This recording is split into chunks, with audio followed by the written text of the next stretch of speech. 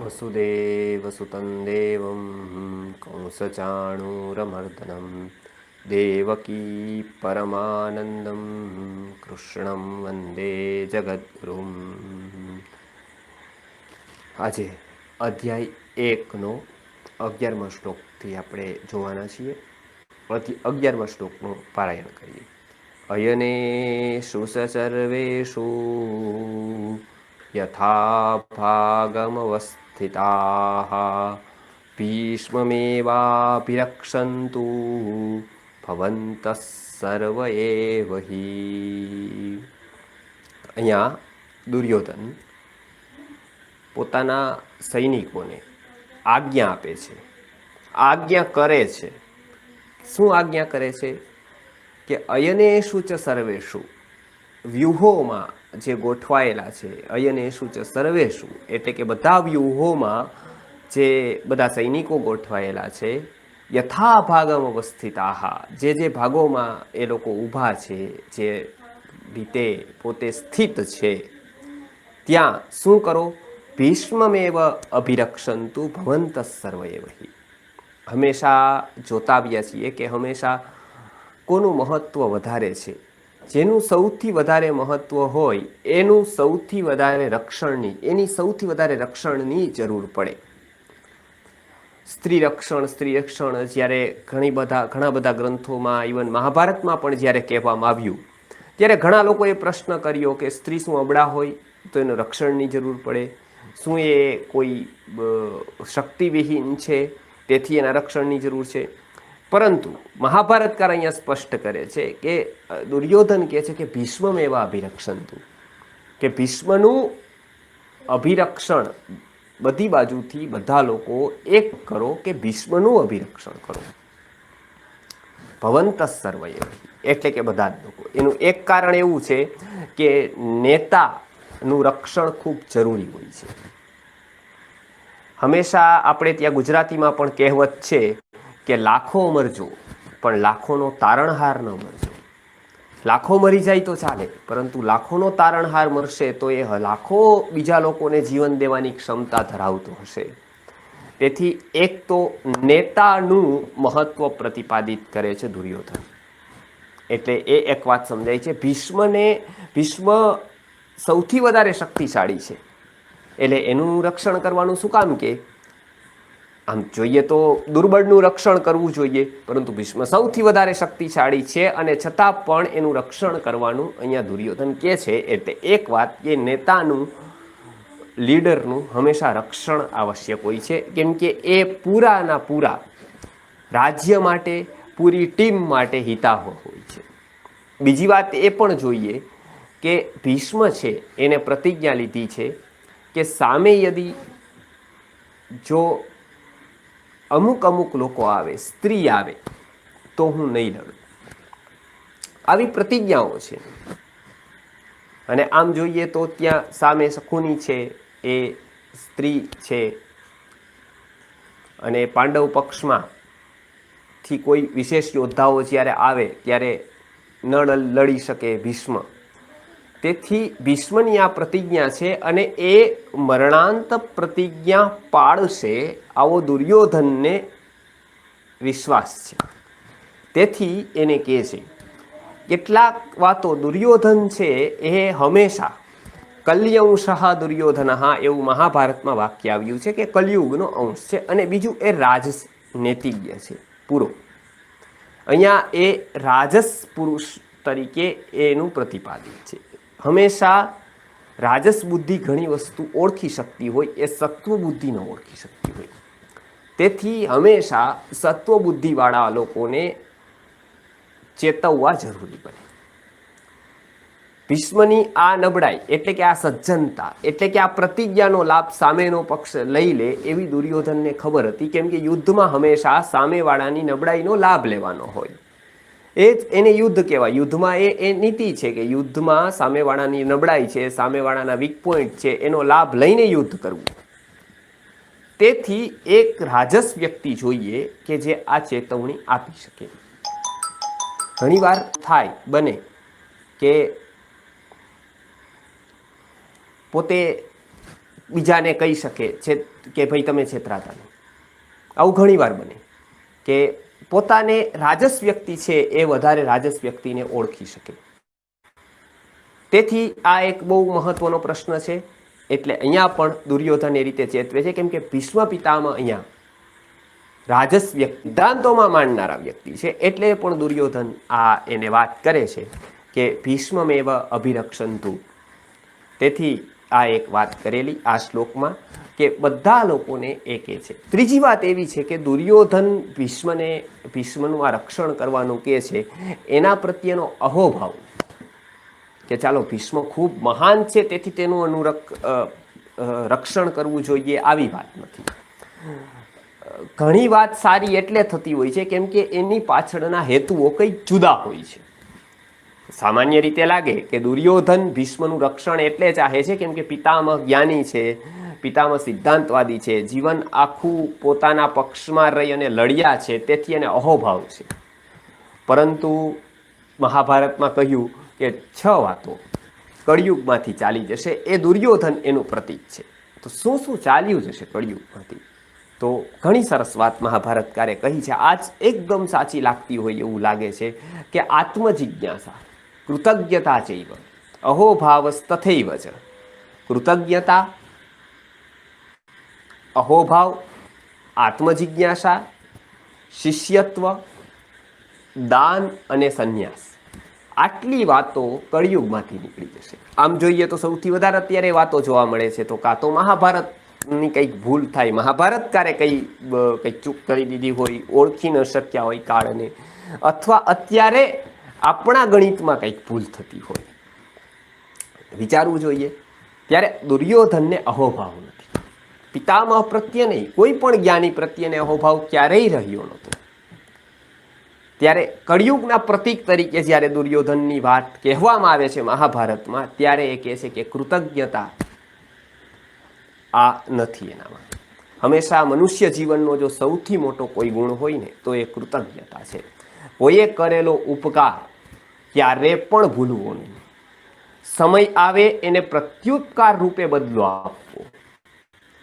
એ નહીં થઈ શકે તો શુભ ભાવના ભાવવી એમના, એમની નિંદા ક્યારેય ન કરવી. હંમેશા આપણે ત્યાં કહેવાય છે કે નિંદા છે એ વ્યક્તિને દ્વેષ તરફ પ્રેરી જાય છે. એ કોઈનું તો ખરાબ કરતો કરશે, પોતાનું જ કરે છે. એટલે કબીરજી કહે છે કે કબીરા નિંદક ના મિલો, પાપી મિલો 1000, એક એક નિંદક કે માથે પર 100 પાપીન કો ભાર. એ કે પાપી ચાલશે મને, નિંદક નહીં ચાલે. કેમ કે એ વ્યક્તિના વિકાસમાં અવરોધ થવાવાળી બે વાત, એટલે એક દ્રષ્ટિ દોષ અને એક દોષ દ્રષ્ટિ. હંમેશા બધાના દોષો જોયા રાખવા, એ એક દોષ દ્રષ્ટિ કહેવાય છે. અને દ્રષ્ટિ દોષ એટલે પોતાની દ્રષ્ટિમાં જ કંઈક ને કંઈક એવું હોવું, લાલસા હોવી, દ્વેષ હોવો, ઈર્ષ્યા હોવી, એ દ્રષ્ટિ દોષ કહેવાય છે. એ કોઈ બીજાની તકલીફ નથી, એ પોતાના જ દોષો છે. તેથી દુર્યોધન એ અહોભાવથી નથી કહેતો. મહાભારત પર અહીં કારણ પણ કહ્યું છે કે ભીષ્મ પિતામહનું રક્ષણ કરવાનું એને કહ્યું છે,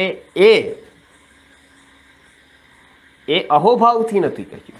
કેમ કે અહોભાવ કૃતજ્ઞતા એ કળિયુગમાંથી ચાલ્યા જશે.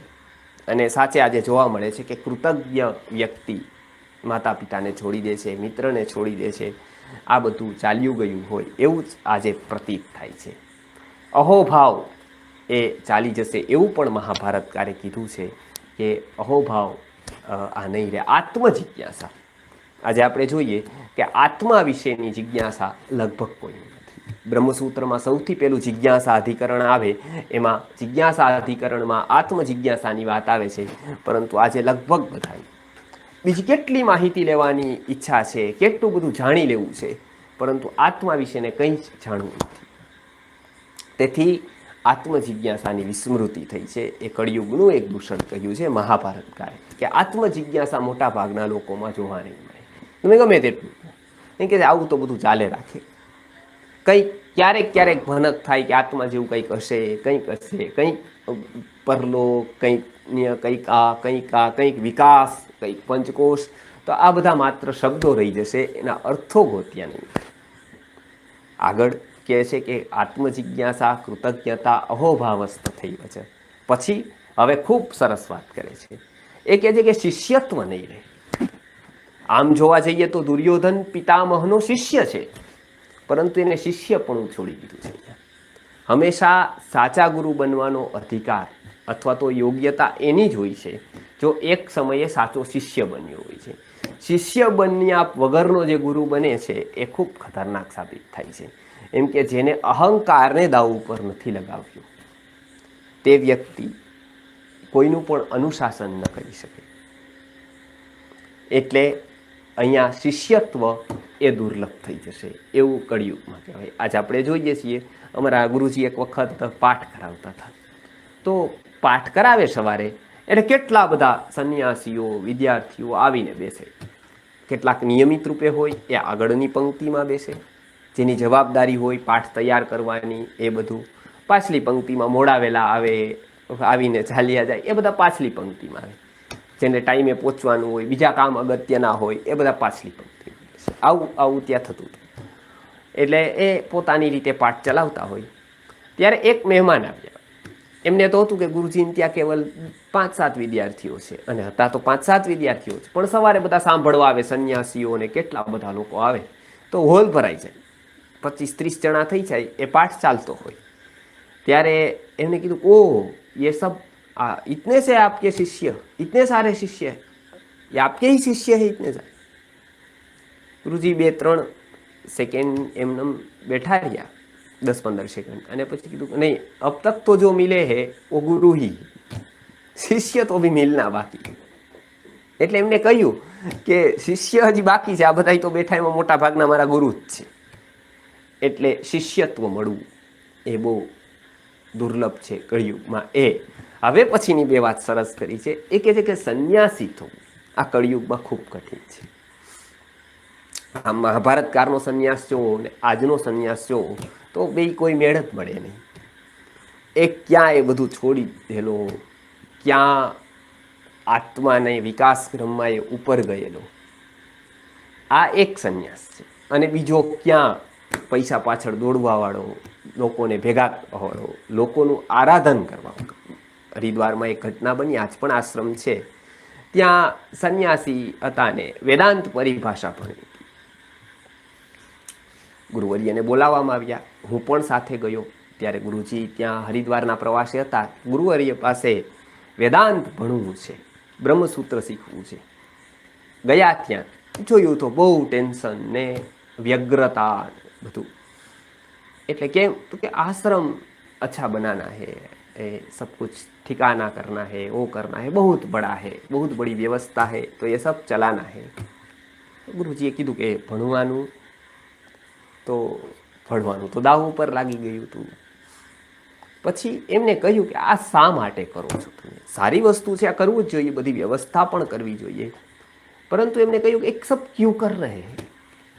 कि बड़े बड़े देखिए सेठ आते हैं, उसको भी संभालना पड़ता है, अधिकारी लोग आते हैं तो उसको भी संभालना पड़ता है, ये सांसद लोग आते हैं, वो नेता लोग आते हैं. બધા સ્વામીજીના ફોટોઝ હતા, આખા દિવાલ ભરી હતી આખી.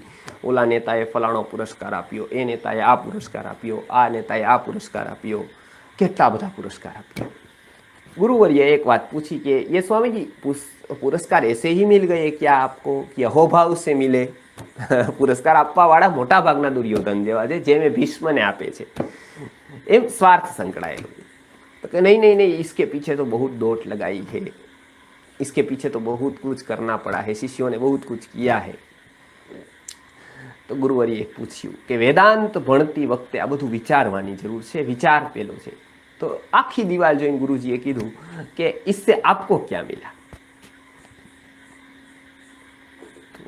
વિચારમાં પડી ગયા સ્વામીજી કે આવું તો મારા ગુરુએ મને નથી પૂછ્યું કે આ બધાથી મને મળ્યું શું? આટલી બધી દિવાલો ભરેલી છે તો આનાથી આપકો કુછ મિલા? વિચારમાં પડી ગયા. જિજ્ઞાસા તો હતી જ, એટલે વેદાંત ભણવાનું મન થયું હતું. थोड़ी बार पछी के नहीं गुरुजी ऐसा तो नहीं लगा है कि मुझे कुछ मिला, लेकिन ये देखकर मुझसे बहुत लोग जुड़ गए. તો ગુરુજીએ ફરી પાછું પૂછ્યું કે ઓ जुड़ गए उससे क्या मिला आपको? वो जुड़ गए जो वो अच्छी बात है, तो उससे आपको क्या मिला? कि वो तो पता नहीं, तो उनको क्या मिला? ये पण न कही सके कि इसको कुछ अध्यात्म का लाभ हुआ हो, ऐसा कुछ ये पण न कही सके। यार वरीए कीधुं कि वेदांत यदि आपको पढ़ना है तो पहलो सिद्धांत है लोक आराधन में पड़ेलू चित्त क्यारे पण बीजाने प्रभुનું आराधन करता न शीखवी सके। ये पहली बात। જ્યારે એને જોયું કે ગુરુજી પાસે આમ કાંઈ નહીં અને છતાંય આટલી ખુમારી, એ લોકનું આરાધન કરવાવાળું ચિત્ત ક્યારે પણ પ્રભુનું આરાધનમાં વ્યક્તિઓને ન લગાવી શકે। જો યદિ પ્રભુનું આરાધન કરવા માટે લોકોને લગાવવાના હોય, લોક સંગ્રહ કરવાનો હોય, તો પહેલું કામ એ કરવું પડે, પોતે લોક આરાધનમાંથી મુક્ત થવું પડે। પોતે લોક આરાધનમાંથી સ્વભાવ સુધી એ જ વ્યક્તિ લઈ જઈ શકે કે જે પ્રભાવમાં ન હોય, ન સત્તાના, ન સંપત્તિના, ન બાહ્ય કોઈ વસ્તુ, એ જે પ્રભાવમાં નથી હોતો એ જ સ્વભાવ સુધી લઈ જઈ શકે। સરસ વાત કરી ગુરુજીએ। પછી પાઠ પણ શરૂ થયો। એમને ધીમે ધીમે લાગ્યું કે નહીં, વેદાંત એક સિદ્ધાંતો જીવનમાં ઘણા ઉપયોગી છે। એટલે એક સંન્યાસ જે કે છે એ એક વાત જ જુદી મહાભારતકારની છે। અને છેલ્લું કે છે દાન। આપણે પણ એ જોઈએ છીએ કે ઘણા લોકો આમ તો કળિયુગમાં ના છે, સૌથી વધારે દાન કળિયુગમાં થાય છે, પરંતુ મહાભારતકાર કહે છે કે સાત્વિક દાનની જે વ્યાખ્યા ગીતામાં કરેલી છે, દાનમ નામ સંવિભાગ કહીને બ્રહ્મસૂત્ર શાંકર ભાષ્યમાં જેનું વિવરણ કરેલું છે, એ અહોભાવપૂર્વકનું જે દાન છે એ બીજો બધો હિસાબ કિતાબ છે, એને દાન ન કહી શકાય। કંઈક શરત છે, કંઈક હિસાબ છે, કંઈક લેણદેણ છે, આ બધું દાન નથી। તેથી મહાભારતકાર કહે છે કે આ 6 વાતો કળિયુગમાં દુર્લભ બની જશે। આ 6 વાતો દુર્યોધનમાં નથી। 6 વાતનો અભાવ જેમ દુર્યોધનમાં છે, દુર્યોધન કલીનું પ્રતીક છે, તેથી કળિયુગમાં પણ આવનારા કાળમાં પણ આ 6 વાતોનો દુષ્કાળ પડતો જશે। ઉત્તમમાં ઉત્તમ વ્યક્તિમાં આ વાતો તમને જોવા નહીં મળે। સરસ મહાભારતકારે એનું વિવરણ આપ્યું છે। તેથી દુર્યોધન અહીંયા અહોભાવથી નથી કહેતો, શિષ્યત્વ ભાવથી નથી કહેતો, પરંતુ સ્વાર્થથી કહે છે।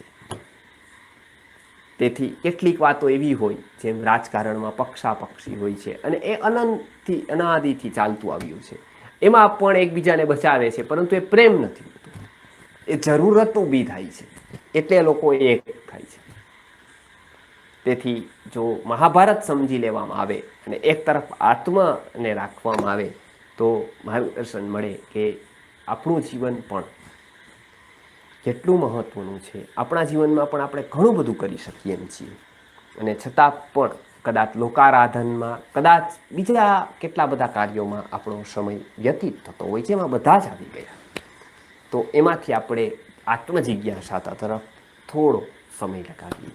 એટલે દુર્યોધન એને અહોભાવ નથી, પરંતુ એ છતાં પણ કહે છે કે ભીષ્મને રક્ષણ કરો। ભીષ્મનું શું કામ? તો કે ભીષ્મ છે તો યુદ્ધ છે, ભીષ્મ છે તો વિજય છે, ભીષ્મ છે તો સુરક્ષા છે, ભીષ્મ છે તો એક આશ્વાસન છે, તેથી એ ભીષ્મને રાખવા માગે છે। એ જરૂરતનો પ્રેમ છે। અહીંયા અયનેષુ ચ સર્વેષુ એટલે કે બધા જ વ્યૂહોમાં યથા ભાગમ અવસ્થિતા, જે અવસ્થિત ગોઠવાયેલા છે તેવા બધા લોકો, તેવા બધા સૈનિકો, ભીષ્મમ એવ અભિરક્ષંતુ, ભીષ્મનું જ રક્ષણ કરો। ભવંત સર્વ એવ હિ એટલે કે આ બધા જ સૈનિકો ભીષ્મનું જ રક્ષણ કરો। હવે પછીનો શ્લોક શરૂ થાય છે કે ભીષ્મનું રક્ષણ કરવાની એને આજ્ઞા કરી। રાજનીતિક દ્રષ્ટિથી આ ખૂબ ઉપયોગી છે। કેમ? તો કે નેતાને આજ પણ જેની પાસે સૌથી વધારે શક્તિ છે, સૌથી વધારે તાકાત છે, સૌથી વધારે સત્તા છે, એને જ રક્ષણની જરૂર પડે છે। માનો ખૂબ કોકની પાસે સત્તા છે, શક્તિ છે, પ્રધાનમંત્રી છે, મુખ્યમંત્રી છે, એમની પાસે કેટલા બધા રક્ષણ કરવાવાળા જોઈએ। શું કામ? તો કે કોઈ પણ સત્તા એ દુશ્મનાવટ વગરની નથી હોતી। કોઈ પ્રકારની શક્તિ અથવા તો ધન એ ઈર્ષ્યા વગરનું નથી હોતું. તમારો કંઈ વાંક ન હોય, આપણો કંઈ વાંક ન હોય, પરંતુ સામેવાળાની ઈર્ષ્યા ઘણા ઉત્પાતો સર્જી શકે એવું મહાભારતકાર કહે છે. તેથી એને જરૂર પડે. પણ માનો હિમાલયમાં કોઈ યોગી બેઠો છે, એને કોના રક્ષણની જરૂર છે? એને કોઈના રક્ષણની જરૂર નથી. અને એને કોણ ત્યાં જવાનું છે? એટલે બધા એવું થવું એવું નથી, પરંતુ એક ઉદાહરણ માટે છે કે શક્તિ અને સત્તા. અને મહાભારતકારે તો ત્યાં સુધી વાત કહેલી છે કે જેમ વ્યક્તિ લઘુતા ગ્રંથિથી પીડાતો હશે એમ એ 12 સત્તા શોધતો રહેશે. દુર્યોધન એનું પ્રતીક છે. દુર્યોધનમાં એક દોષ એ છે કે મારું બધે ચાલવું જોઈએ, મારું આટલા લોકો માનવા જોઈએ. રાજનીતિમાં પણ એવું જ હોય છે. એ ખાલી રાજનીતિ પોલિટિક્સમાં છે એવું નહીં, ઘરમાં છે, સંપ્રદાયમાં છે, વર્ગોમાં છે, ગ્રુપોમાં છે, ઘણા જગ્યાએ છે. એમાં આ ભાવના છે કે મારું બધા ફોલો કરવા જોઈએ, મારું બધા માનવા જોઈએ. એ લઘુતા ગ્રંથિની નિશાની છે. જેટલી લઘુતા ગ્રંથિ ઊંડી હશે એટલી વ્યક્તિ એને બહારથી ભરવાનો પ્રયત્ન કરશે, એ સિદ્ધ કરવા માગશે. આપને ખબર છે, ગુરુવરી એક સરસ ઉદાહરણ આપતા હતા કે પૈસા જેની પાસે નથી ને એ પૈસા બતાવવાનો બહુ પ્રયત્ન કરે. બધી આંગળોમાં વીંટીઓ પહેરે, ચિહ્નો પહેરે, કપડાં પહેરે, એમાં સેન્ટ લગાડે, ઘણું બધું કરે. એની પાસે નથી, ઓછા છે, એ ઘણી વાર પ્રદર્શન કરતા હોય છે. પણ જેની પાસે છે એને એ સત્ય સમજાઈ ગયું હોય છે કે બતાવીને કોઈ ફાયદો નથી. તેથી એ સત્ય જેવી રીતે ધનમાં લાગુ પડે છે એવી જ રીતે વૃત્તિમાં પણ એ જ સત્ય લાગુ પડે છે કે લઘુતા ગ્રંથિ અંદરથી હશે તો સત્તા બહાર મેળવવાનું મન થશે, સત્તા ચલાવવાનું મન થશે. આટલા ઉપર સત્તા ચાલે તો જ હું મહાન. અને એને અહંકારની તૃપ્તિ માટે એને સત્તા મેળવવી પડે છે. એનાથી બીજું કાંઈ પ્રાપ્ત નથી થતું, પરંતુ એને અહંકારની પુષ્ટિ થાય છે. અને મોટા ભાગનો વર્ગ આ અહંકારની પુષ્ટિ ઉપર જ જીવે છે, એટલે જ તો એનું જીવન ચાલે છે. અને જેટલી વધારે લઘુતા ગ્રંથિ એટલો વધારે ખાલી, અને જેટલો વધારે ખાલી એટલો એ 12 સત્તાથી, સંપત્તિથી, ખ્યાતિથી ભરાવા માટે એમ થાય છે. અને એક રીતે નહીં ભરાઈ શકે તો એ બીજો રસ્તો કહે છે, અને એ જે ફોટોઝ એના કોઈના ને કોઈના એ પ્રભાવ મારે છે. ગુરુને માનવા, કૃષ્ણને, અથવા તો કોઈ વિશિષ્ટ ઋષિમુનિઓને, વ્યાસને, ગુરુવર્યને, કોઈ પણને એ સ્વભાવ તરફ લઈ જવાવાળા હોવાથી એમને માનવાના છે, એને પ્રભાવથી નથી માનવાના. પરંતુ બહાર આપણને ફોટો સેશન થાય છે બધા, કે બહાર નેતાના ફોટો સાથે બેસવાનું, તો એમાં શું વાત હોય છે? એમાં એને સિદ્ધ નથી કરવાનું હોતું કે હું એને ઓળખું છું. એ ગૌરવની વાત નથી. ગૌરવની વાત એ હોય છે કે એ મને ઓળખે છે. આ સિદ્ધ કરવા માટે આપણે ફોટો બતાવીએ છીએ કે જો મારા કેટલા મોટા ઓફિસર, કેટલા મોટા મંત્રી સાથેનો મારો ફોટો છે આલ્બમમાં. આપણે એ સ્વાભાવિક છે, લોકો જણાવે છે. ગુરુવરિયાના ઉપર ઘણું કહેતા હતા, લઘુતા ગ્રંથિ ઉપર. કેમ કે વેદાંતનો વિચાર આવે તો ગ્રંથિઓનો વિચાર આવશે. કેમ કે અનેક ગ્રંથિઓ તોડશો તો આત્મપ્રતીતિ સુધી જઈ શકાશે, એટલે એનો વિચાર ન કરવાથી નહીં ચાલે. તેથી એ કહેતા હતા કે એ ગૌરવની વાત નથી કે હું એને ઓળખું છું. કોઈ એમ કે હું પ્રધાનમંત્રીને ઓળખું છું તો એમાં કોઈ માને એને, કેમ કે બધા ઓળખે છે. પરંતુ કોઈ એમ કે એ મને ઓળખે છે તો એના માટે ગૌરવની વાત થાય, તો એપ્રિસિએટેબલ, એ એપ્રિસિએટ કરાય એવી વ્યક્તિ થઈ જાય કે ઓહો એ ઓળખે છે તમને. અધ્યાત્મમાં બિલકુલ ઉલટું છે. આપણે પ્રભુને ઓળખીએ છીએ એ ગૌરવની વાત છે. પ્રભુ આપણને ઓળખે એ ગૌરવની વાત નથી, એ તો ઓળખે જ છે, સર્વજ્ઞ છે. આપણે પ્રભુના સ્વરૂપને ઓળખીએ છીએ, આપણે એમના ગુણોને ઓળખીએ છીએ, આ અધ્યાત્મમાં ગૌરવની વાત કહેવાય છે. એટલે અધ્યાત્મ અને રાજનીતિ એક એક દિશાના વિષયો કહેવાય છે. આ બંને કૃષ્ણ જેવા કોક જ અપવાદિક પુરુષો એક જીવનમાં સાથે બંનેને ન્યાય આપી શકે, બાકી બંનેને ન્યાય આપવો અસંભવ થાય. આપણને ઘણા નેતાઓ એવું લાગે કે આ આધ્યાત્મિક હોય, પરંતુ એ આધ્યાત્મિક નથી હોતા.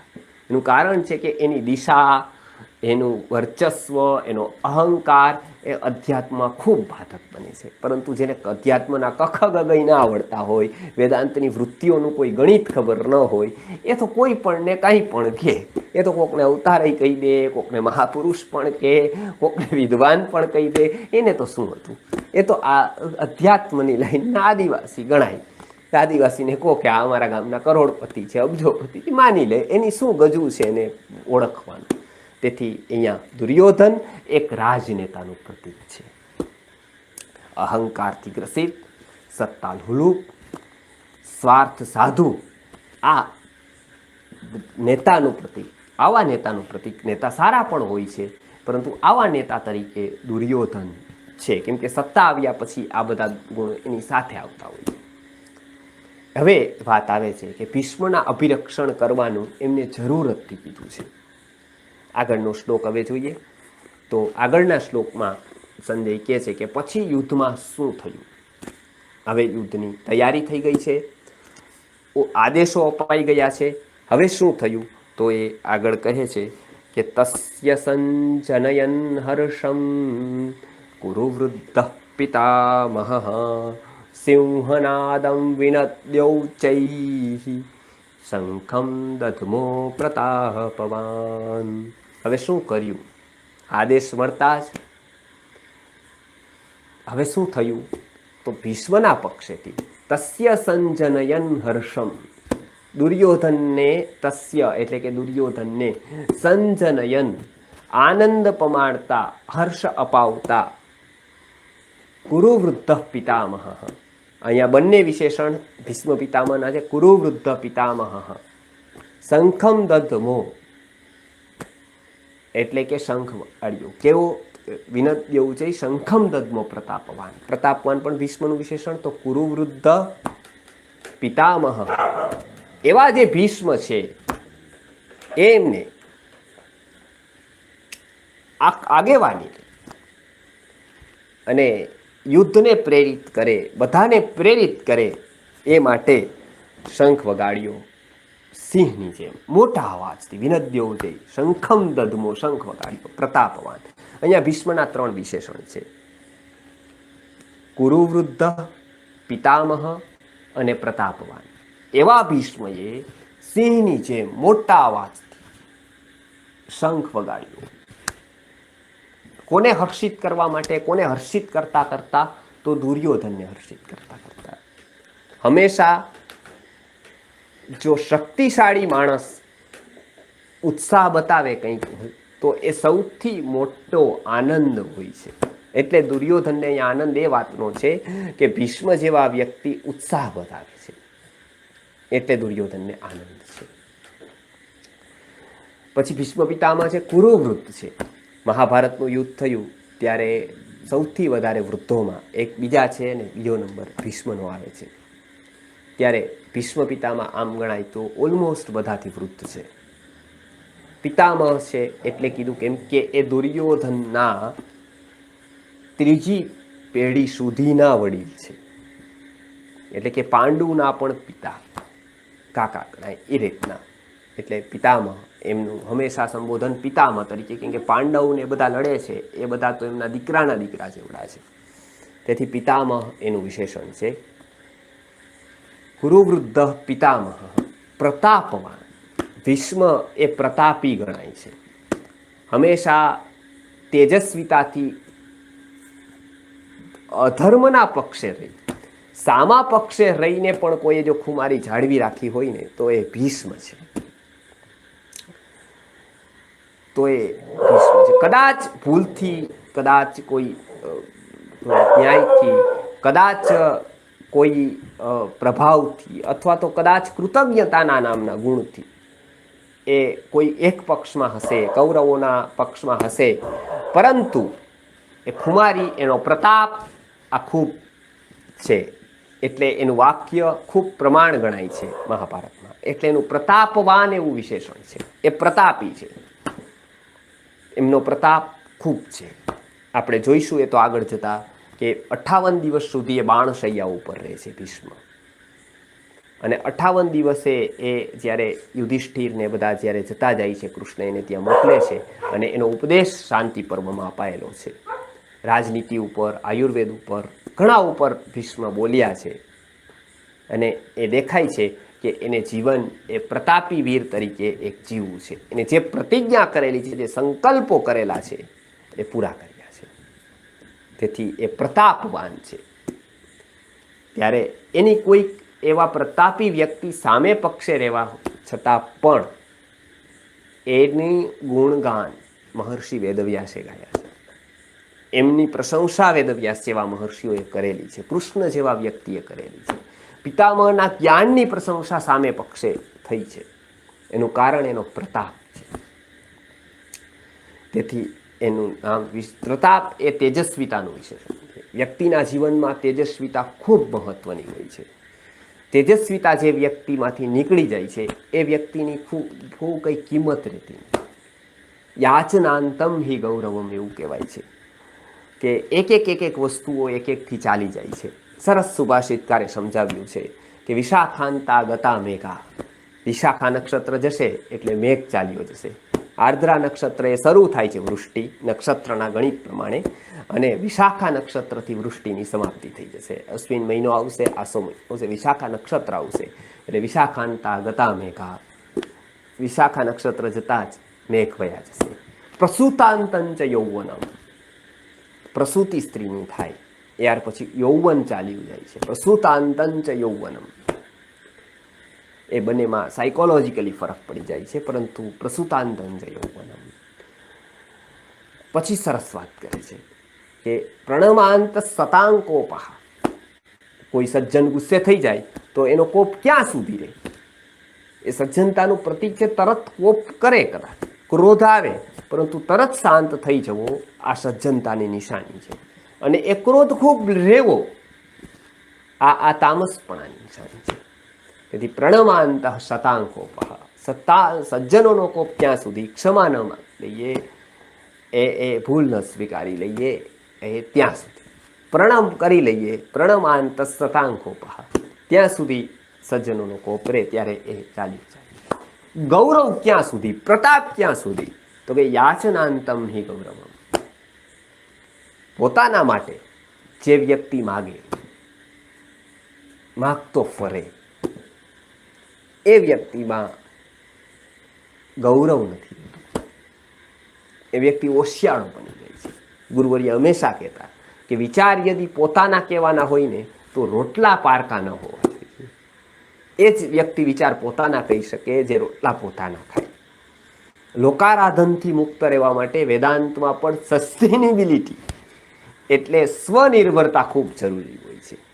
પરનિર્ભરતા આવે તો પરારાધન થરણું થઈ જાય છે. એ પરારાધનથી વેદાંતમાં બચવાનું હોય છે. તેથી ગુરુવર્ય બ્રહ્મસૂત્રના પ્રવચનમાં પણ આ પરારાધનની વાત ઘણી વાત કહેતા હતા. ત્યારે આ એક વાત યાચનાંતમ હિ ગૌરવમ, કે પ્રતાપ ક્યાં સુધી રહે? તો કે યાચના નથી, અર્થાત ઓશિયાળાપણું. કોઈ વિશેષ પ્રયોજન માટે યાચના કરે, કોઈ વિશેષ કાર્ય માટે થાય, એ વાત જુદી, પરંતુ પોતાની ગરીબાઈ, પોતાની આવશ્યકતા માટે થાય, એ વાત આખી જુદી થઈ જાય. એ ઓશિયાળાપણું થઈ જાય કેટલાક લોકોનું. એટલે યાચનાંતમ હિ ગૌરવમ. આ એક વાત કહેલી છે. ભીષ્મએ એ પ્રતાપ જાળવી રાખ્યો છે. દુર્યોધનનું અન્ન ખાઈને પણ એ પૂરા ન્યાયથી વિચારી, પૂરા ન્યાયથી, નિર્ભયતાથી દુર્યોધનની સામે પણ એ કહે છે, બોલે છે. તેથી અહીંયા વાત આવે છે કે પ્રતાપવાન એવું વિશેષણ આપ્યું છે. એવો એટલે કે ભીષ્મએ શંખ વગાડ્યો. હંમેશા શંખ છે એ ભારતીય સંસ્કૃતિનું પ્રતીક છે. કોઈ સારું કાર્ય થાય ત્યારે શંખ વગાડીએ, કંઈક પણ થાય ત્યારે શંખ વગાડે. એ શંખ ધ્વનિ ખૂબ મહત્વનો હતો. એનાથી એક પ્રકારનું જાગરણ કરવામાં આવતું હતું. એ શંખ યુદ્ધમાં પણ વગાડવામાં આવતો હતો, અને ત્યારથી યુદ્ધની ઘોષણા, યુદ્ધની શરૂઆત થતી હતી. એ પહેલાં કોઈને ન મારી શકે, પાસે આવે તો પણ કાંઈ ન કરી શકે. યુદ્ધમાં પણ એક પ્રકારની નીતિ હતી. પરંતુ શંખ વાગે એટલે એલર્ટ થઈ જાય. એટલે બધા જેમ આજે ઘંટ વાગે અને પીરિયડ શરૂ થાય, ઘંટ વાગે અને પૂરો થાય, એવી રીતે ત્યાં શંખ વાગે એટલે યુદ્ધ શરૂ થાય, અને પછી પૂરું થાય ત્યારે પણ એક પ્રકારનો શંખ વાગે. ત્યારે હવે યુદ્ધની શરૂઆત થાય છે અહીંયા. આ શ્લોકથી. એટલે સૌથી પહેલો શંખ કૌરવ પક્ષથી એ ભીષ્મ એ વગાડ્યો છે. કુરુવૃદ્ધ પિતામહ સિંહનાદમ વિનદ્યો ચૈ શંખમ દદ્મો પ્રતાપવાન. એટલે અહીંયા કહે છે કે ઉચ્ચૈહી એ ખૂબ મોટા અવાજથી એ શંખ ભીષ્મ પિતામહે ફૂંક્યો. હવે શું થયું તો આગળ કહે છે કે તતઃશંખાશ્ચ ભૈર્યશ્ચ પણવાનક ગોમુખાઃ સહસૈવાભ્યહન્યંત સશબ્દસ્તુ મૂલોભવત.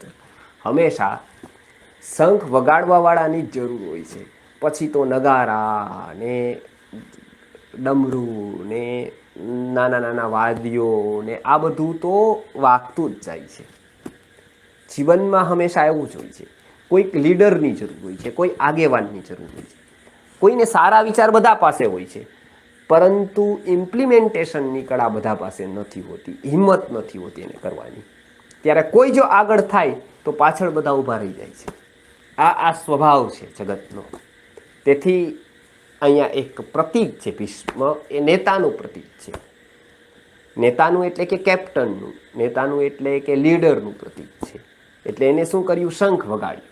તો પછી શું થયું એ વર્ણન છે કે તતઃ શંખા એટલે એના પછી શંખો, ભૈર્ય એટલે કે નગારાઓ, પણવાનક ગોમુખા વિવિધ પ્રકારના ગોમુખ એવા વાદ્યો, સહસા એવ અભ્યહન્યંત સહસા એટલે તરત જ, અભ્યહન્યંત એટલે કે એ ખૂબ વાગવા માંડ્યા ઉર્થી. સશબ્દ એ કેવો શબ્દ થયો?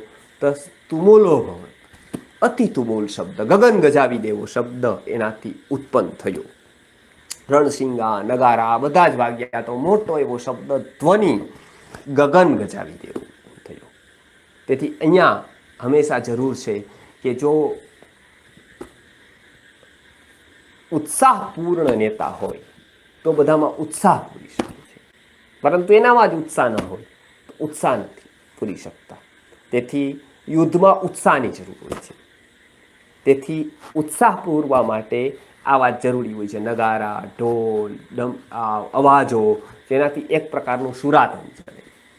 વૃત્રાસુરની કથા ભાગવતમાં આવે છે, એમાં આવા પવાડા કહે છે.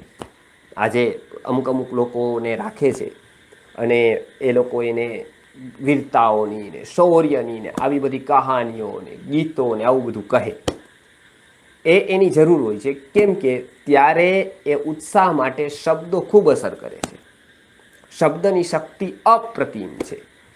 તેથી એવા લોકો માટે તો ખાસ કે જે આવું યુદ્ધ જેવું બહારનું કામ કરે છે. એ વિચારકો નથી, તેથી એની ઉપર શબ્દ ખૂબ અસર કરે. માનો કે ત્યાં બેઠા બેઠા, બંગલે બેઠા બેઠા સાંભળતા હોય આપણે અત્યારે ગીતાનું પ્રવચન, તો આપણામાં એટલી ન થાય, કેમ કે આપણું તર્ક પણ ચાલતું હોય સાથે સાથે. એ કહેતા હોય કે હજી આ બોલે છે, પરંતુ આને કંઈક લેવું છે, આને પુરસ્કાર જોઈ છે, આને કંઈક બીજું જોઈએ, એવા તર્કો ચાલતા હોય સાથે સાથે. પરંતુ માનો કે કોઈ યોદ્ધા ગયો છે ને એને એની વાત કરવામાં આવે છે કોઈ ઉપરની ફોરફાધર્સની અથવા તો એના કોઈ રિલેટિવ્સની અથવા તો એના કોઈ સાહસની, ત્યારે એનું જોશ ખીલતું હોય છે. આ ખૂબ જરૂરી હોય છે યુદ્ધ નીતિમાં. એટલે પહેલાંના કાળમાં ખાસ કરીને મહાભારતમાં એવી પણ વ્યવસ્થા કરવાની હતી કે પૂર્વના પરાક્રમો એને સંભળાવે. આ ખૂબ જરૂરી હોય છે. શબ્દની શક્તિનો જેને ઉપયોગ કરતા આવડે એ વ્યક્તિ ઘણું બધું કરી શકે. તેથી શબ્દની શક્તિનો આ એક ઉપયોગ છે કે એ યુદ્ધમાં આ રીતે એ સારથી મોટા ભાગે કરતા હતા. ઉત્તમ જે યોદ્ધાઓ હતા એના સારથી પણ ઉત્તમ હતા, કેમ કે એ જ્યારે પણ નબળો પડે, ઉત્સાહ એનો ઢીલો પડે, ત્યારે એ કામ સારથી કરતો હતો. કેને કે એટલે શબ્દની અસર થાય છે ચોક્કસ. એટલે આપણે ત્યાં શ્રવણમનું, ગીતા જેવા ગ્રંથો સાંભળવાનું એટલે મહત્વ છે. જીવનમાં પણ ઘણીવાર આપણે ઉત્સાહ શૂન્ય થઈ જઈએ. ઘણીવાર આપણને લાગે કે આવું કંઈક હશે કે નહીં હોય કે શું હશે, કેમ કે અહીંયા કંઈ પરિણામ નથી કોઈ. અહીંયા આ જગત રાજસથી તમસથી ભરેલું છે. એમાં સત્યનો સિક્કો વટાવવાનો છે. ગુરુજી અમને હંમેશા કહેતા, જ્યારે બહાર મોકલે ક્યાં પ્રચાર માટે, ખાસ કરીને સુવર્ણપ્રાશન કેન્દ્રો હોય અથવા કેમ્પો હોય અથવા કંઈ સત્સંગ કરાવવા માટે મોકલતા હોય તો ઘણી જગ્યાએ મોકલે ગુરુજી, કંઈ લેવાનું નહીં, કંઈ અપેક્ષા નહીં, અને ત્યાં જવાનું અને ગીતાનો સ્વાધ્યાયને જે યોગ્ય હોય ગોઠવેલું હોય એ બધાએ કરાવવાનું. ત્યારે સ્વાધ્યાય પ્રવચનાભ્યામ ન પરમદિતવ્યમ એ સૂત્ર જીવતા શીખવાય. ત્યારે ગુરુજીએ વાત કરેલી કે આ ખૂબ કઠિન છે. શરૂઆતમાં તો બધા લોકોને હોય કે આપણે વાત કરશું ને પ્રભાવિત થઈ જશે લોકો કે આ હા હા હા ખૂબ સરસ ને આવો ને આ ને તે. પણ એ ગુરુજીએ કહ્યું કે એમાં તરત આવી ન જાય. એ ઉપર છલું હોય ઘણાનું, અંદરથી ન હોય કાંઈ. એ બોલવા ખાતર, એનો દોષ ન હોય, પરંતુ એવું બોલવા ખાતર બોલતા હોય. એમાં એનો કોઈ દોષ ન હોય, એને ટેવ જ હોય કે કોઈક આવું કરે એટલે એને સારું ખૂબ સારું. પણ એ અબોવ ને એટલે આપણે યાદ રાખવાનું કે જેની પાસે વાડ નથી એનું આખું એક સમાજ છે કે જેમાં ઉપરનો વાડ નથી, કોઈને ખરી ગયા હોય એવું કોઈ હોય. અને એવા જે વાડ વગરના લોકો હોય એની પાસે દાંતીઓ વેચવા, કાંસકો વેચવા જવું કેટલું કઠિન બને. એને સમજાવવાનું કે કાંસકાનું કંઈક મહત્વ છે તમારા માટે ખાસ કરી, અને આ કાંસકો તમારા માટે કેટલો મહત્વનો છે એ સમજાવવું કેટલું કઠિન છે. વિચાર કરજો કે કાંસકાઓ સમજાવવાનો છે. ફ્રી વસ્તુ કાંસકા સાથે બીજી આપવાની નથી. નહીંતર એ કહીએ કે કાંસકો લે, બાકી બધી 2-3 વસ્તુઓ ફ્રી છે, બૂટ છે, પોલીસ છે, આ છે, તે છે, બંગડીઓ છે, ઓલું તો એ લઈ લે, કેમ કે ફ્રી. આજનું અધ્યાત્મ જે થાય છે, આ બધી મોટી સંખ્યા જોવા મળે છે, એ આ કાંસકા સાથે આ બધી વસ્તુ ફ્રીમાં અપાય છે એટલે સંખ્યા થાય છે. આ કાંસકાના જેટલા ગ્રાહકો છે, વાડ વગરની કોલોની હોય ને એમાં કાંસકાના ગ્રાહકો કેટલા હોય એટલા ગુરુવર્યએ કીધું કે કળિયુગમાં એટલા ગ્રાહકો છે અધ્યાત્મના. હવે કાંસકો અધ્યાત્મનો હોય અને એની સાથે કંઈક ફ્રી આપવામાં આવે, હવે આ એવી રીતે થાય. એ કાંસકો ન વેચતો કહેવાય, એ બીજી વસ્તુ ગઈ. કાંસકો સાથે ગયો. વાસ્તવમાં કાંસકા સાથે આપવું અને કોકની સાથે કાંસકો આપવો બહુ ફરક છે બંનેમાં. અત્યારે અધ્યાત્મનો કાંસકો બીજાની સાથે ફ્રી જાય છે, કાંસકાની સાથે બીજું નથી જઈ શકતું, કેમ કે એનું મૂલ્ય કરી શકે એવા વ્યક્તિઓ નથી, એવો કાળ નથી અને એવો દેશ પણ નથી. તેથી જાગવાની જરૂર છે. એવું ક્યાંક કોક મળે છે. એટલે સરસ એક ગીત ગુરુવર્યનું ખૂબ ફેવરિટ, હિન્દી ગીતો ઓછા એ પહેલાં કરે, પરંતુ સૌથી વધારે એમને કે એ દુનિયા ગોલ હે, એક ઘણું સરસ હિન્દીનું ગીત ગુરુવર્ય કેટલી વાર પ્રવચનોમાં કહે કે એ દુનિયા ગોલ હે, ઉપર સે ખોલ હે, સબ જગહ દેખો તો પોલમ પોલ હે, કોઈ તકદીર કા ભૂખા, કોઈ તસવીર કા ભૂખા. કોઈને તસવીર ખીચાવી છે, કોઈને તકદીર બતાવી છે, તકદીર બનાવેલી છે બધી. સબકે ગલે મેં યારો અરમાનો કા ઢોલ હે, બધાના ગળા ખાલી નથી. એ સરસ પિક્ચરના ગીતમાં કહે છે કે સબકે ગલે મેં યારો અરમાનો કા ઢોલ હે. બધાને અરમાનો પૂરા કરવાના છે, કે ઘણું બધા અરમાનો છે, અને જેટલા વધારે અરમાનો એટલું દૂર આપણું અધ્યાત્મ. અધ્યાત્મમાં પહેલી વાત એ આવે કે પૂર્ણમદઃ પૂર્ણમિદં, કે સૌથી પહેલી શરૂઆત આત્મપૂર્ણ છે. તેથી જ અધ્યાત્મની શરૂઆતની પહેલી પંક્તિ શુભેચ્છા ક્યાંથી થાય છે? એ અતૃપ્ત કામના અને આવુંથી લાલચથી ગ્રસિત મન આ અધ્યાત્મમાં પ્રવેશ કરી શકતું નથી. તેથી આનાથી મનને મુક્ત કરવું આ અધ્યાત્મની સૌથી મોટી સાધના છે. આ સાધના હિમાલયમાં નહીં, પરંતુ અહીંયા જ થઈ શકે છે. તેથી આ વાત ગુરુવર્યે ખાસ વાત કરતા આ શ્લોક વિશે. તેથી એક જરૂરત છે કે એવા કોઈ લીડર, અહીંયા ભીષ્મએ વગાડ્યો એટલે પાછળ બધા જ ભાગમાં મંડ્યા, એનો મોટો શબ્દ થયો. બીજું પણ અહીંયા એક કહેવાનું છે કે જો કોઈ પણ કામ એક વાદ્ય વાગ્યું હોત તો ન થાત શબ્દ, તુમુલ શબ્દ ન યોજાત, ન સંભળાત, પરંતુ અહીંયા શબ્દોનો સમૂહ થયો.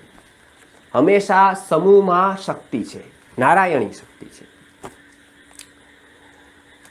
એક વ્યક્તિ 20 કિલો વજન ઉપાડે તો 4 વ્યક્તિ 80 કિલો ઉપાડવા જોઈએ, ગણિત એવું કે.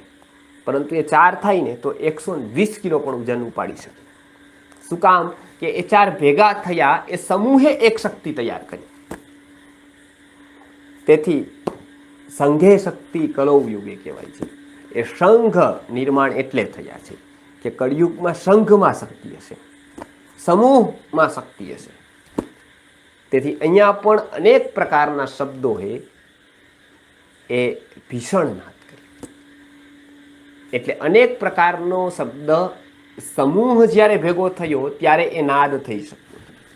એકલો શબ્દ ગમે તેટલો સારો હોય, સાંભળવો પણ સારો લાગે, મીઠો પણ હોય, પરંતુ એ તુમૂલ ન થઈ શકે, એની પાસે એવડી શક્તિ ના આવી શકે. જ્યારે સમૂહ મળે છે ત્યારે એ શક્તિનું નિર્માણ કરે છે, એ શક્તિ મલ્ટીપ્લાય થાય છે. તેથી અહીંયા એ વાત કરે છે, એ સિમ્બોલ છે. મહાભારતકારે જીવન સમજાવ્યું છે. તેથી અહીંયા બતાવે છે કે અનેક પ્રકારના શબ્દો જ્યારે ઉત્પન્ન થયા, અનેક પ્રકારના શબ્દોનો ઉદ્ભવ થયો, ત્યારે એ એક શબ્દ સશબ્દ તુમુલો ભવત, એટલે તુમુલ ગગન ગાજી શબ્દ એ ઉત્પન્ન થયો.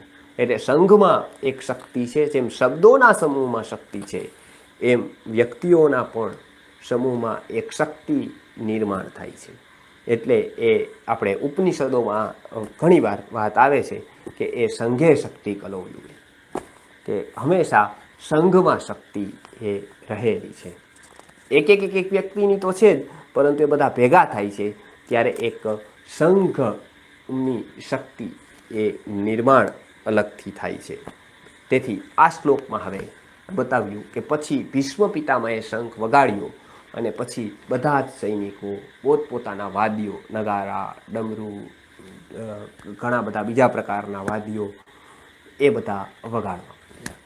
ભેર્ય એટલે કે નગારા થાય છે, ડમરૂ થાય છે, ઘણા બધા વાદ્યો, એ સમયના વાદ્યોની વાત છે અહીંયા. ત્યારે યુદ્ધની બાહ્ય પરિસ્થિતિનું વર્ણન અહીંયા આવ્યું. હંમેશા બાહ્ય પરિસ્થિતિ પણ જરૂરી હોય છે. અધ્યાત્મમાં આવીએ તો એક શાંતિ, પ્રાર્થના, આ બધું બાહ્ય પરિસ્થિતિ ઉપર આધારિત એ ઇફેક્ટ કરતું હોય છે, અસર કરતું હોય છે. તેથી અહીંયા યુદ્ધની પરિસ્થિતિ છે તો એવું બાહ્ય વાતાવરણ છે. પરંતુ જો આપણે પ્રાર્થના હોય, સ્વાધ્યાય હોય, બીજું હોય, તો એ પ્રકારની બાહ્ય પરિસ્થિતિ હોય તો બાહ્ય પરિસ્થિતિ જેવી હોય છે એવી જ આંતરિક પરિસ્થિતિ થતી હોય છે. તેથી બહાર શાંતિ રાખીએ તો અંદરની શાંતિ સુધી પહોંચવાની શક્યતા વધે છે. તેથી શુચૌ દેશે પ્રતિષ્ઠાપ્ય એવું ભગવદ્ ગીતામાં કહીને આંતરિક શાંતિની વાત આવી ત્યારે શબ્દરહિત થવાની, મૌન થવાની વાત કરી. મૌનમ આત્મવિનિગ્રહ. તેથી અહીંયા સુધી આપણે જોયું શ્લોકમાં કે સૌથી પ્રથમ ભીષ્મ પિતામહે શંખ વગાડ્યો. કોને સંજયન? તો કે દુર્યોધનને હર્ષ અપાવતા. કેમ કે એ ઉત્સાહપૂર્ણ યોદ્ધા હંમેશા રાજાને પ્રિય હોય છે. પ્રતાપવાન કુરુવૃદ્ધ એવા ભીષ્મ પિતામહે શંખ વગાડ્યો. પછીથી શું થયું? તતશંખાશ્ચ ભૈર્યશ્ચ પણવાનક ગોમુખા, અલગ અલગ પ્રકારના ઢોલ, નગારા, ડમરા, આ બધા જ વાદ્યો સહિત વાગવા માંડ્યા અને એક મોટો શબ્દ, તુમુલ શબ્દ ઉત્પન્ન થયો. આ દુર્યોધને બધાને આજ્ઞા કરી હતી પિતામહના રક્ષણ કરવાની. શરૂ થયું, પિતામહે શંખ વગાડ્યો અને પછી બધાએ પોતપોતાના વાદ્યો વગાડ્યા. અહીંયા સુધી આપણે જોયું. હવે મહાભારતનું યુદ્ધ આગળ ચાલે છે અને પછી કોને કોને શું શું આડ્યું અહીંયાથી શરૂઆત વળી પાછી થશે કે કોને શંખ. કેમ કે યુદ્ધની ભૂમિમાં આ ખૂબ મહત્ત્વનું હોય છે કે કોનામાં કેટલો ઉત્સાહ છે, આશા છે, કોણ પૂરા મનથી લડે છે, કોણ અડધા મનથી લડે છે. આ ખૂબ મહત્ત્વનું ત્યાં હોય છે. જેવી રીતે એ યુદ્ધ મેદાનમાં હોય છે, આપણા યુદ્ધ મેદાનના, જીવનના યુદ્ધ મેદાનમાં પણ એવું હોય છે. તેથી જીવનના યુદ્ધ મેદાનનો આ ભગવદ્ ગીતા ગ્રંથ આપણામાં પણ આવો જ ઉત્સાહ પૂરી શકે તે માટે ભગવદ્ ગીતાના જ્ઞાનની, સ્વાધ્યાયની ખૂબ જરૂર છે. એને એ દૃષ્ટિથી સમજવાની જરૂર છે. સદભાગ્યે ગુરુવર્યએ આના ઉપર પુષ્કળ પ્રવચનો આપ્યા છે, વ્યાખ્યાનો આપ્યા છે. જીવનભર ભગવદ્ ગીતાનું અધ્યયન અને વેદાંતના ગ્રંથોનું અધ્યયન સૂક્ષ્મતાથી કરેલું છે. તેથી એ સાઇડ બિઝનેસ તરીકે નહીં, પરંતુ મુખ્ય ધારા તરીકે, જીવનના કેન્દ્ર બિંદુ તરીકે એને કરેલું છે. તેથી અહીંયા ફરી પાછા આપણે આગળના વખતે આગળના શ્લોકોથી શરૂ કરશું. કોઈને પ્રશ્નો હોય તો આપ લખી દેજો. કમેન્ટમાં, અને આપણે આવતા વખતે એની પ્રિન્ટ કાઢી અને પ્રશ્નોત્તરીના રૂપમાં એ લેતા જઈશું. તેથી આપ અત્યારે અથવા ગમે ત્યારે પછી આપ લખશો તો પછી આવતા વખતે કાઢીને એની પ્રશ્નોત્તરી પણ આપણે લેતા જઈશું, જેનાથી પ્રશ્નોના સમાધાન થતા જાય. ગુરુવર્ય કહેતા હતા કે શ્રવણ જેમ જરૂરી છે એમ પ્રશ્નો પણ જરૂરી છે. શ્રવણ જો સરફળ થયું ત્યારે ગણાય, એ જ્યારે મનમાં પ્રશ્ન ઉઠે. શ્રવણથી સૌથી પહેલાં પ્રશ્નો ઉઠે છે અને એ પ્રશ્નનું સોલ્યુશન થતાં થતાં એક ઉત્તર સુધી, એક લક્ષ્ય સુધી પહોંચાય છે. તેથી શ્રવણ પણ જરૂરી છે, સાથે પ્રશ્નો પણ જરૂરી છે. તેથી એ કોઈને પણ પ્રશ્નો હોય, કંઈ સમજવું હોય તો ઘણું ઉપકારી થાય છે એ પ્રશ્નો. તેથી આપ એમાં લખજો અને આવતા વખતે આપણે એ પ્રશ્નોત્તર સેશન પણ શરૂ કરશું. ગુરુર્બ્રહ્મા ગુરુર્વિષ્ણુ ગુરુર્દેવો મહેશ્વરઃ, ગુરુ સાક્ષાત પરબ્રહ્મ તસ્મૈ શ્રી ગુરવે નમઃ.